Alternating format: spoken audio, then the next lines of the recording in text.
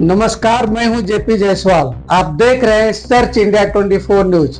आइए नजर डालते हैं आज की कुछ प्रमुख खबरों पर। गोवर्धन इको विलेज में युवाओं के लिए सात्विक कुकिंग प्रशिक्षण की शुरुआत। पालघर में गोवर्धन इको विलेज में सात्विक भोजन और कौशल विकास को बढ़ावा देने के उद्देश्य से Govardhan school of culinary arts तथा ईशा स्वाद centre for skill development in सात्विक कुकिंग शुरू करने की जानकारी दी गई।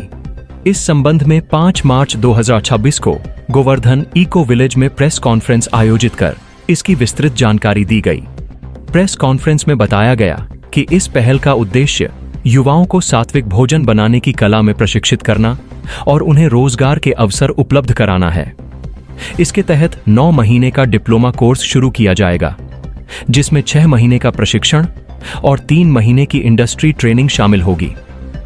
वक्ताओं ने बताया कि सात्विक भोजन भारतीय संस्कृति और आयुर्वेदिक परंपरा का महत्वपूर्ण हिस्सा है, जो शरीर और मन दोनों के स्वास्थ्य के लिए लाभदायक माना जाता है। साथ ही आध्यात्मिक पर्यटन के बढ़ते महत्व को देखते हुए मंदिरों और तीर्थ स्थलों पर सात्विक भोजन की मांग लगातार बढ़ रही है। इस परियोजना में symbiosis school of culinary arts के सहयोग से प्रशिक्षण दिया जाएगा। इस अवसर पर डॉ. नवलजीत कपूर और डॉक्टर अतुल गोखले सहित कई गणमान्य लोग उपस्थित थे। बताया गया कि इस पहल से विशेष रूप से पालघर जिले के ग्रामीण और आदिवासी युवाओं को कौशल प्रशिक्षण के साथ रोजगार और स्वरोजगार के अवसर मिल सकेंगे। साथ ही आध्यात्मिक पर्यटन को भी बढ़ावा मिलेगा। पालघर से जेपी जायसवाल की रिपोर्ट। इस समय स्कूल के जो बच्चे हैं करीब 15 से 25 साल के उम्र के, वो बिगड़ते जा रहे हैं और उसके ऊपर से प्रकाश डालें। देखिए, नशा करना एक बहुत बड़ी बीमारी बनती जा रही है। पैंडेमिक महामारी तो बंद हो गई, लेकिन नशा करने की आदत लोगों को पगला बनाती जा रही है। नशा मुक्ति करने के लिए 4 चीज़ें आवश्यक हैं। शशिकांत जी, पहला, उचित लोगों का संग और अनुचित लोगों का संग छोड़ना है। दूसरा, उचित प्रकार के ग्रंथ निरंतर श्रवण करना, समझना, स्वास्थ्य को लेकर, मानसिकता को लेकर चिंतन करना, विचार करना, इसके दुष्परिणाम क्या है। तीसरे, प्रतिदिन जब तक ये बच्चे ध्यान, जप, तप इत्यादि नहीं करेंगे, वो अपने जीवन में संतुलन नहीं ला सकते। और चौथा, भोजन को एक आनंद या मनोरंजन न देखते हुए भोजन को ईंधन के रूप में देखकर इस शरीर को इस तरह से लंबे समय तक चलाना हो, उस दृष्टिकोण से जब भोजन को हम सेवन करेंगे, तब ये चारों बातों को लेकर हम आगे बढ़ पाएंगे। इसको अंग्रेजी में कहता हूँ ABCD। ए संग अर्थात एसोसिएशन, ग्रंथ books, B, C for contemplation या चैंटिंग, D फॉर डाइट। करने के बाद इस सर्टिफिकेट का कितना महत्व रहेगा और उनके जॉब के लिए भी आप कहीं कुछ व्यवस्था करेंगे कि सर्टिफिकेट बाकी चीज़ों जैसा घर में ही पड़ा रहेगा और बच्चे डिग्री लेके खाली पड़े रहेंगे। ये अगर आपने आज जो फैसिलिटीज देखी होंगी स्किल सेंटर की, इसी तरह से जो हमारा यहाँ का स्किल सेंटर है, आज की डेट में जितनी कंपनीज हैं, कॉर्पोरेट्स हैं, वो कहते हैं कि हम बच्चों को स्पॉन्सर कर रहे हैं, बच्चा आता बाद में है, उसका प्लेसमेंट पहले हो जाता है। अभी रिसेंटली 36 गर्ल्स जो ब्लू स्टार कंपनी है, उसमें यहाँ पे जैसा मैंने बताया, महाराज जी ने भी बताया, जो पर कैपिटा इनकम है 2011 में वो 25 से 30 हजार रुपए थी। एक बच्चा, लड़की 16 साल की, 18 साल की, अगर वो यहाँ पे स्किल ना कर रही होती, उसकी शादी हो जाती, बच्चे हो जाते, 1,75,000 रुपए में 36 लड़कियों को नौकरी मिली। और वो तब है जब वो कोई इलेक्ट्रिक की ट्रेनिंग कर रहा है, प्लम्बिंग की कर रहा है, रूरल डेवलपमेंट के प्रोग्राम्स की ट्रेनिंग कर रहा है। जो सात्विक कुलिनरी जो इंस्टीट्यूट से बच्चे निकलेंगे, वो एक ऐसा निश एरिया है।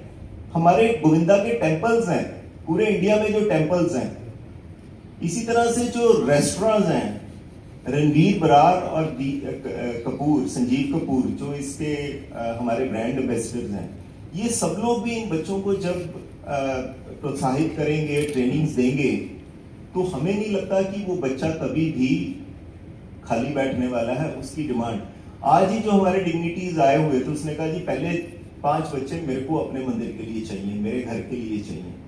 तो ऐसी डिमांड रामप्रभु जी उसके बारे में और ज्यादा डिटेल से बता पाएंगे। But at the same time जो हमारा जो philosophy comes from very Indian knowledge basically, which is based on Ayurveda. Sattva. There is tamasic, there is rajasic, and there is sattvic. Rajasic and tamasic foods are also classified in their own nature. And sattvic food is something which is very uniquely required for the human nature to maintain the health and well-being. If you look at Ayurveda, importantly, food which is giving you nourishment. तुम्हाला त्या रेस्टॉरंटच्या मागच्या बाजूला काय होतं याची कल्पना नाहीये. तुम्ही जर विचार केला आणि जाऊन बघितलं तर तुम्ही निश्चितपणे विचार कराल दुसऱ्यांदा की मी जाऊ का नको जाऊ. Contrast that with home food. Home food at every single Indian home is cooked in a very sattvic way, especially if it is being prepared by the lady of the house, whether grandmother, mother or daughter. There is purity. It could be in Govinda's cafes, it could be in any catering or school establishment where there is a sattvic cooking requirement. आणि जेव्हा आपण पालघरची गोष्ट करतो, जेव्हा आपण जसं नवलजीत म्हणाले की इथे युथना इम्पॉर्टंटली स्किल देणं गरजेचं आहे आणि कुकिंग सारखी स्किल जर एकदा हातात आली तर you can become master of that. It takes time but you need to learn about it.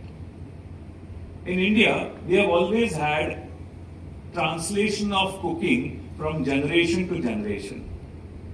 आईकडनं मुलीला, आजीकडनं मुलीला किंवा खाली असं पास ऑन करत गेलेलं. त्यामुळे फॉर्मल एज्युकेशन जो हा प्रकार आहे इन कुकिंग डॉक्युमेंटेड हा नुसता बोलण्याने पुढे घेत गेला. पण त्याच्यामुळे we have lost lot of important fundamentals of cooking. Today what we are looking to do through this particular school and what we are doing at Symbiosis is to revive that, document it and train the youngsters of tomorrow about the right method of cooking using correct ingredients, correct method and very hygienic sattvic food. Govardhan school of culinary arts, इसके अंतर्गत ईश स्वाद centre for skill development in सात्विक cooking, इसको हम आरंभ करेंगे. और बहुत उल्लास और आनंद की बात है आप सभी के सानिध्य में परम पूज्य राधानाथ स्वामी महाराज के आशीर्वाद से mister Danny and miss Ishita day Wadhwani के सपोर्ट से आज ये प्रकल्प प्रारंभ हुआ है.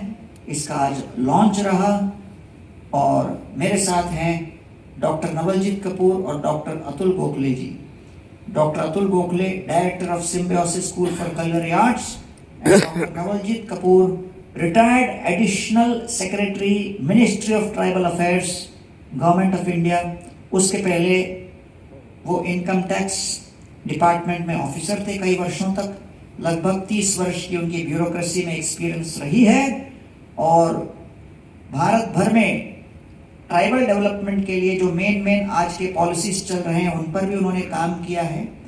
और अब इस्कॉन ने उन्हें पूरे पालघर जिले के इस्कॉन के सारे सामाजिक कार्यों को लीड करने के लिए नियुक्त किया है. और इस स्किल डेवलपमेंट के प्रकल्प को किस तरह वो आगे बढ़ाने वाले हैं, सर्वप्रथम हम उनसे सुनेंगे. उसके बाद डॉक्टर अतुल गोखले जी हमको सिम्बायोसिस का गठबंधन किस तरह. उड़ीसा में केवल 9,000 टूरिस्ट आ रहे. अगर जीडीपी को बढ़ाना हो तो टूरिज्म एक बहुत फास्ट ग्रोइंग सेगमेंट है जिसमें बहुत अधिक स्किल्स की आवश्यकता नहीं. उस टूरिज्म के अंतर्गत स्पिरिचुअल टूरिज्म, उसको प्रधानमंत्री मोदी जी ने पिछले 12 वर्षों में बहुत अधिक बढ़ावा दिया.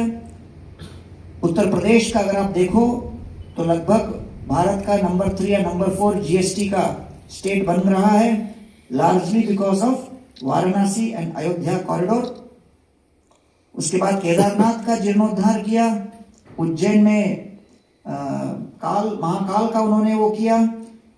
तो इतने सारे आध्यात्मिक तीर्थ क्षेत्रों का विकास हो रहा है, तो उन सभी तीर्थ क्षेत्रों में टूरिज्म को और बढ़ाने के लिए सपोर्टिंग इंफ्रास्ट्रक्चर में होटल्स और फूड आउटलेट्स महत्वपूर्ण है। 1965 से लेकर 1977 12 वर्ष की अवधि में श्रील प्रभुपाद इस्कॉन के संस्थापक ने लगभग 108 मंदिर तैयार किए और अब इस्कॉन के विश्व भर में 1300 मंदिर हैं 120 देशों में। इस्कॉन के संस्थापक श्रील प्रभुपाद मंदिरों के स्थापना के साथ साथ एक विचार ऐसा भी किए कि उन मंदिरों के माध्यम से सात्विक भोजन भगवान को भोग लगे और उसका वितरण हो।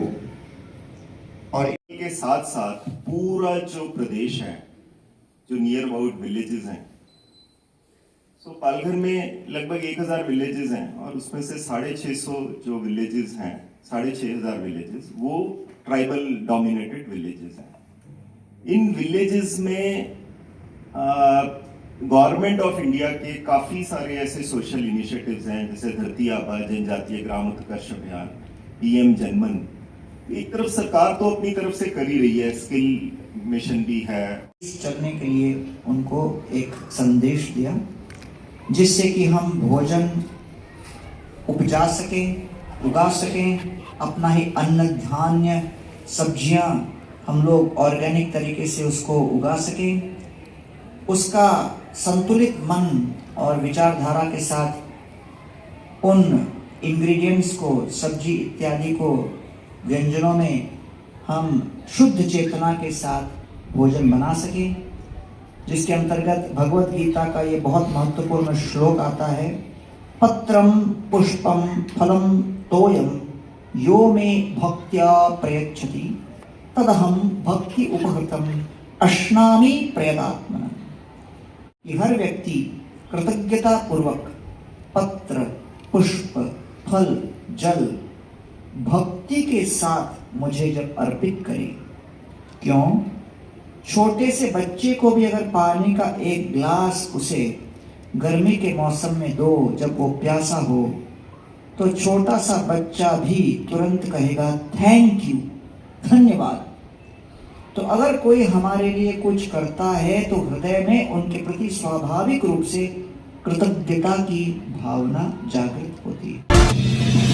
Thanks for watching. Search India 24 news पर बने रहें। अगले सेगमेंट में हम आपको दिखाएंगे कुछ और महत्वपूर्ण खबरें।